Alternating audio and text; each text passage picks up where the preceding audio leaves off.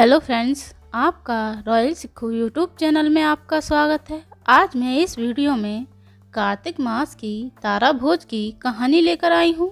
समय की बात है, एक राजा था, उसकी एक बेटी थी।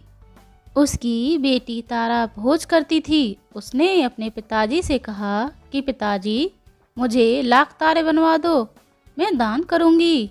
राजा ने सुनार को बुलवाया और कहा, मेरी बेटी तारा भोज करती है, तुम 9 लाख तारे बना दो। सुनार सूखने लगा तो उसकी पत्नी ने पूछा कि तुम उदास क्यों रहते हो। उसने कहा, राजा ने 9 लाख तारे बनाने को कहा है, मैं कैसे बनाऊं? मुझे तो तारे बनाना ही नहीं आता। राजा की बात है, अगर नहीं बनाए तो वह मुझे कोल्हू में पिलवा देंगे। उसकी पत्नी ने कहा, इसमें परेशान होने वाली क्या बात है, गोल सा पतरा काट कर कलियां काट देना, राजा ले जाएगा।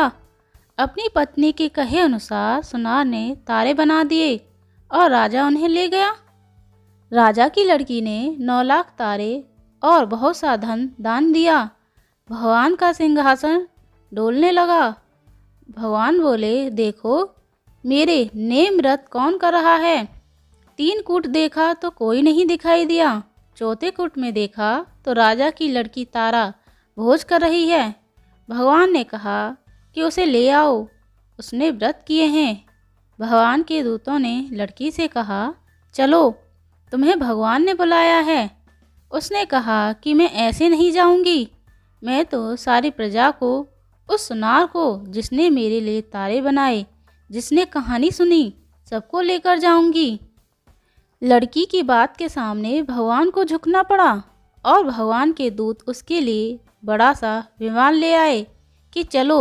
वह कहने लगी कि हाँ, अब मैं चल पड़ूंगी, और सभी को विमान में बिठाकर वह चल पड़े। रास्ते में राजा की बेटी को अपने ऊपर घमंड हो गया कि यदि मैं तारा भोज व्रत नहीं करती तो सबको स्वर्ग प्राप्ति नहीं होती। लड़की के ऐसा सोचते ही दूत ने उसे बीच रास्ते में ही उतार दिया। दूत जब भगवान के पास पहुँचे तो भगवान बोले, इनमें से तारा भोज करने वाली कन्या कौन सी है? दूत बोले कि उसे अपने ऊपर घमंड हो गया था, इसलिए हमें उसे बीच रास्ते में ही छोड़ आए। भगवान बोले कि नहीं, उसे वापस लेकर आओ। लड़की ने 7 बार क्षमा याचना की, क्षमा क्षमा क्षमा करो भगवान।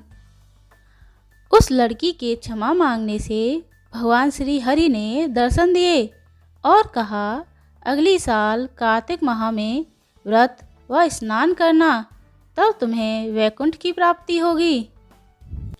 तारा ने अगली साल कार्तिक माह में सच्चे प्रेम से और श्रद्धा से व्रत व स्नान किया और वैकुंठ से विमान आया और उसे ले गया। उसे वैकुंठ की प्राप्ति हुई। प्रभु, इस कहानी को कहने तथा सुनने वाले, जैसे राजा की लड़की को क्षमादान देकर स्वर्गलोक प्रदान किया, वैसा स्वर्ग सबको प्राप्त हो।